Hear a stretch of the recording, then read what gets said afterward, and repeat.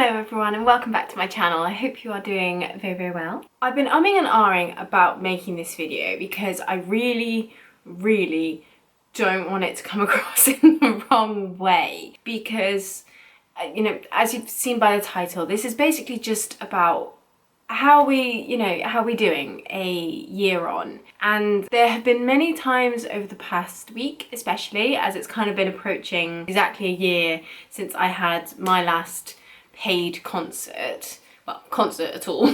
And there have been many times over this week where I've not wanted to hear that it's been a year. I haven't wanted to, not that it's that I don't want to accept that fact, it's just that I don't think it's, you know, it's not helpful. Like, what good is it going to do me sort of focusing on that? And I still stand by that, I absolutely do. But at the same time, it's kind of a bit of a, okay, it's been a year, you know, what have we learned from it, I guess, and also what can I be thinking about moving forward? There is the sort of chance that we might be getting back to performing over the next few months, and that's super exciting, but also at the same time there's that uncertainty of what if we don't? You know, and that's been something that I've definitely been feeling very heavily over the past week mainly, but over the last few weeks, I guess. And I've always said I want this channel to be a really positive place, and this video is going to be a positive one, but I just wanted to be honest, I guess, right from the outset of I am a naturally quite positive person. I don't really see the point on focusing on the negatives of things. Rarely ever helps. But there have been times when it's been very hard to stay positive throughout this time, and to be honest, I think if anybody has remained completely upbeat and happy the whole time, then, you know, there's maybe a different issue there. But yeah, I wanted to make a video just on what can we be doing, what have I been doing, what have I found helpful, and even if it just helps you to hear that there are other people who are just kind of trying to muddle along as best we can, I think that can be, you know, then that's great. But like I said, although I do want this channel to be a primarily very positive place, I never want it to be falsely so, which is why, you know, I said in a video a couple of weeks ago that if I don't put out a video, it's because I didn't want to.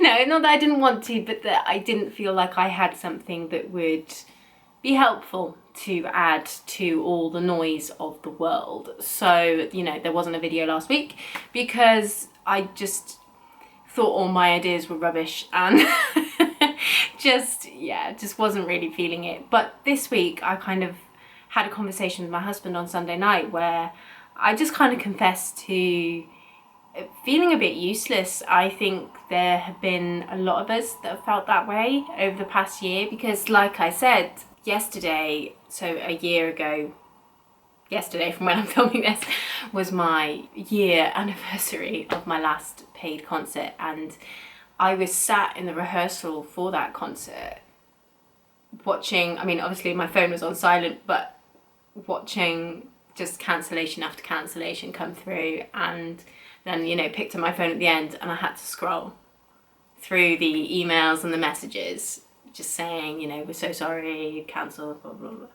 And having your work just disappear over the space of an hour and a half, you know, that's not something that we just skim over and bounce back from, and I think that's been something that I have thought I could do maybe better than I could, and I just needed to acknowledge that. And so if you're in that place as well of just trying to do down how much of an emotional impact that has, then I would strongly encourage you to just embrace it for an evening, and you will cry a lot, fair warning, but it helps. It helps a lot. It's sort of, that's what I did. My poor husband, bless him, he is amazing, and just kind of patted my back till I stopped, sort of thing. But it's put it into perspective. I think sort of owning that is kind of like, no, this was a big deal. And what am I going to do about it? Which is sort of the point of this video. I know this first bit is a bit long and rambly, but I wanted to just be very honest about that, because I think it is so easy to look at people around you and just say, oh, well, they seem to be coping fine, or they're doing all these things. And as for, you know, as always, social media is a snapshot. And I think as we start to see people putting up photos of their gigs that they're getting and things like that, it's going to be hard. It's going to be really hard to see. And I say that having already experienced it. You know, I've had friends who have put up little pictures and things of the work they're doing, and I found that really hard to see. But at the same time, it's good. It's good. It's a good sign that things are moving forward. And I think you just have to take it day by day, and whether you go on social media or not, just kind of assess whether, you know, can I be excited? Sorry, my camera cut out and I have absolutely no idea what I was saying. So let's crack on, shall we? Slightly more positive note, I guess, of what I'm kind of thinking about, like, moving out of this. And one of the things that I've been thinking a lot about and chatting to my husband about is, what do we want to protect when life starts going back to normal? What have we discovered during lockdown, or what have we come to really value during lockdown that we want to protect? One of the number one things was that, like, I prefer exercising later in the day, which I know sounds kind of silly, but I always used to do my teaching. So I teach privately, so I generally teach in between kind of 4 and 6 in the evening.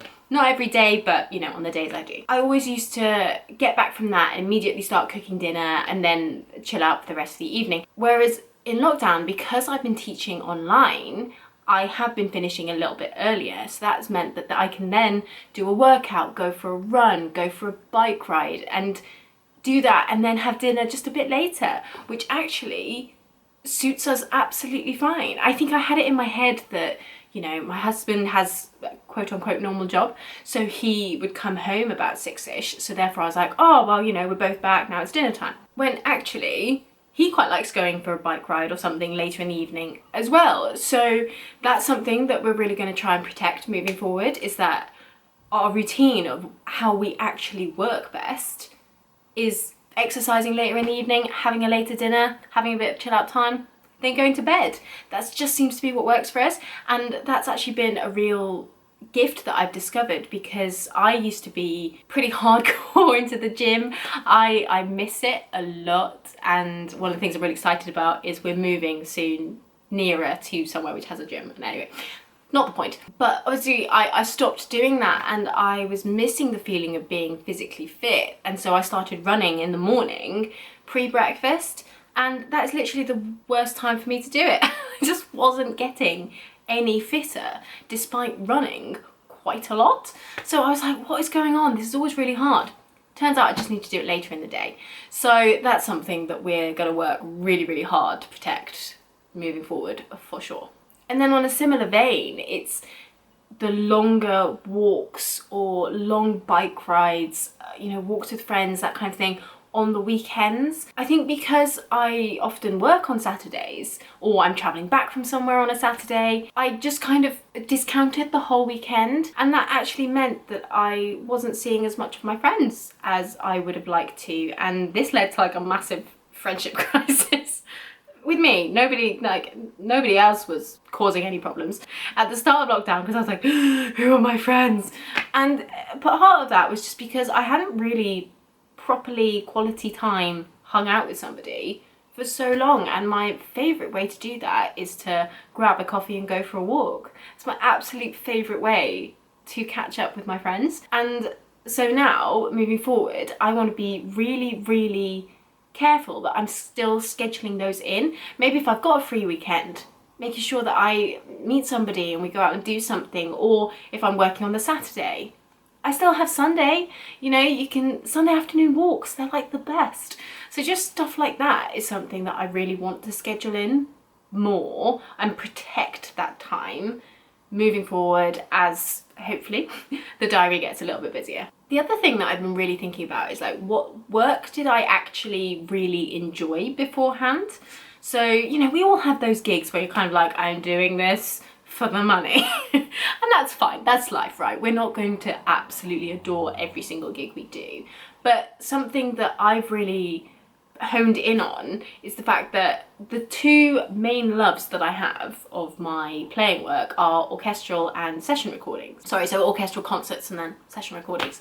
Because I find that they stretch me the most, I find that they challenge me, I find them to be a lot of fun, and they're also just very different. You know, session recording tends to be punch it out in a couple of hours during the day, we all go home in time for tea, lovely job.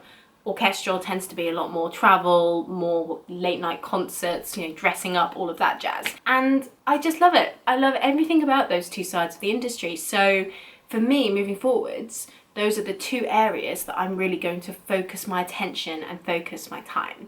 Because don't get me wrong, I still love doing quartet wedding gigs, stuff like that. They're so much fun, and you know, it's a good time. And actually my first job back is going to be a wedding gig, so you know, not slagging that off at all. But at the same time, you know, it isn't my absolute love in life. That's not what I want to be doing every single weekend till I retire, you know? So I found that realization really freeing and also really focusing, because now I'm like, right, when things start getting booked in and all of that, who are the fixers that I need to be contacting? What do I need to be doing to build my CV in those areas so that I can do more work through them? What are the skills that I need to develop? All that kind of stuff. It gives you a plan. Whereas I think if you're just thinking, I'll just take any work that I get, which, you know, let's face it, will be all of us at the start. I think it's about knowing, okay, yes, I will be doing that, but at the same time, where do I want to be focusing my energy? Because otherwise, I think we're going to get to a year's time and we're all going to be burnt out and exhausted because we've taken on everything and anything we can get our hands on and we haven't actually enjoyed it all. So, you know, I think it's just about being wise moving forward. Like I keep saying, where you put that energy and where you put that focus and what do you actually love doing? Because it's a fresh start, it's a clean slate, and we have a chance to revamp things if that's what we want to do.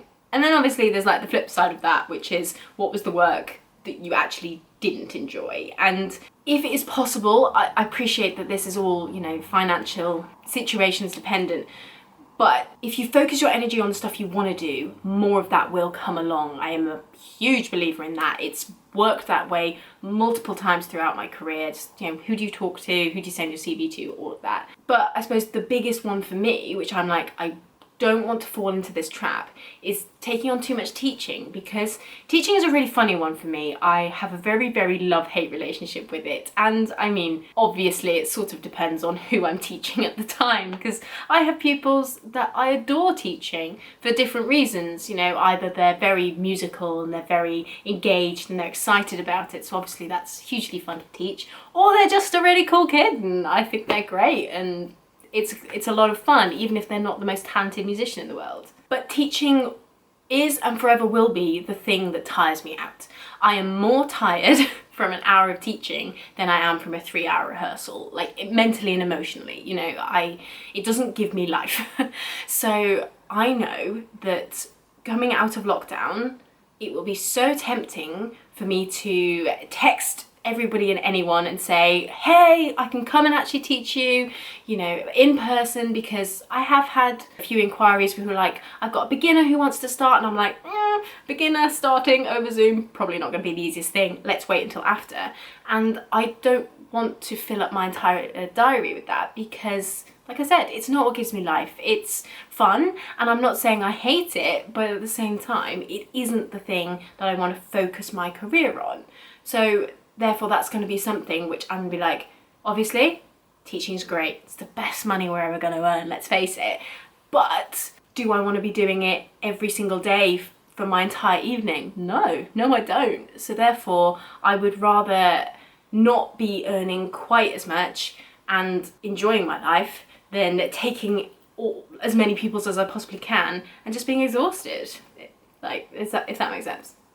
Also, something which I think is really, really important to say, because I think there is going to be a few tricky conversations with some less than pleasant people we'll just say that for now, who will put pressure or even shame people who have taken on other jobs during lockdown because, you know, we've had to pay the bills, and then will shame them for keeping those jobs post-lockdown.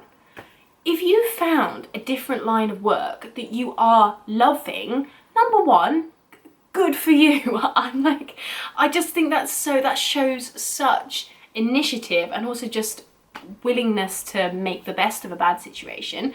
But also, if you're really enjoying it, you're really enjoying it. There is nothing wrong with that. And if you want to keep doing it, either part-time alongside your musical career, maybe you want to carry on doing that instead of going back to a musical career, whatever, then you do you. Like, again, this is all about, it's a fresh start. It's a chance to change things if you want to. And I've had part-time jobs alongside being a musician the whole time since I left college. And you know what? I've loved them. They've been great. They've been either just a day of normalcy where I go, I do my work, I come home, jobs are good, or I had a job in a sandwich shop for a couple of years after leaving college, and I can't walk past the sandwich shop without going, oh, I remember working there and it was so much fun and my bosses were so great and it was a great time. I loved it. I absolutely loved it. And you being happy, you being fulfilled, and you doing what you're supposed to be doing on this planet is far more important than old snooty face who's like, oh right, so you haven't gone back to gigging. Oh, that's interesting. Like, you know what I think of those people. So yeah, I guess that's kind of my brain dump onto the internet, which I hope you have enjoyed. And I think just in the meantime, in this weird little limbo zone, which is even more limbo-y than before, just focus on the things that will keep you busy or keep you happy, be that your other job, be that you're teaching online, or the hobbies that you've come to really, really enjoy. You know, I've loved making YouTube videos. I've also started a second channel which is more kind of makeup and beauty related, which, I mean, I'll link that below if you're interested. But that has given me so much joy, and I think initially I was a bit like, oh, this is kind of embarrassing, I'm just chatting about eyeshadow on the internet, but I love making those videos, and you know what, the people that comment on them are lush, and the whole community around that is so nice. Similarly with these kinds of videos, you know, more on Instagram I actually get a chance to connect with people, but it's so much fun and it's nice, and it's given me a bit of a purpose, and it's given me a hobby that I really enjoy, and that I hope is making a positive difference, you know? So find those things that give you joy, because there will be something, I promise. And be that as simple as reading because you never had time to before, or going for those long walks, learning how to properly paint, draw, whatever gives your creativity a bit of an outlet can be really, really great as well. And very, very lastly, I promise, but allow people to cheer you up, I think has been a really important lesson for me over the past year, because again, like I said earlier, I'm sort of naturally disposed to being like, no, must be the positive force, and you know, if somebody else is down, I must cheer them up. That is number one priority.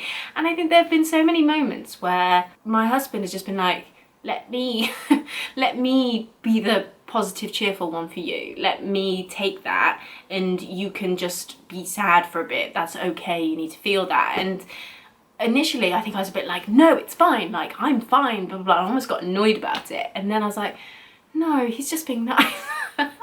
And you know, just allow other people to cheer you up. Sitting in that dark place is important for a time, but it is also important not to let yourself just wallow in it endlessly, because that's not good for anybody. And if you have friends and family and loved ones who can pull you out of that, just lean on them a little bit at this time. You know, that's okay.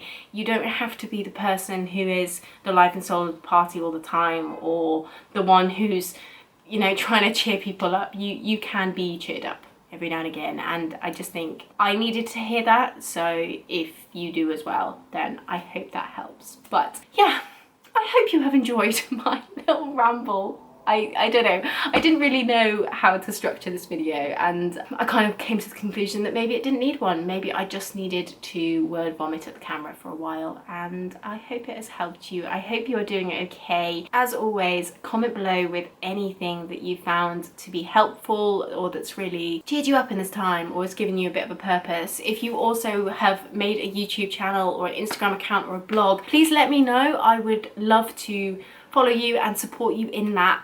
Honestly, it just makes me so happy when you see people like creating these things, because I just think so much good can come from them, both for the person making the videos but also for the people watching. So yes, have a great week guys. I will see you in the next video and we'll be all right. It sucked, but we'll be all right. Why do the bin men show up every time I'm filming? They don't come at the same time. I try and like guess when they're gonna come, and then, don't get me wrong, I'm very grateful for the bin men, but at the same time, unhelpful currently.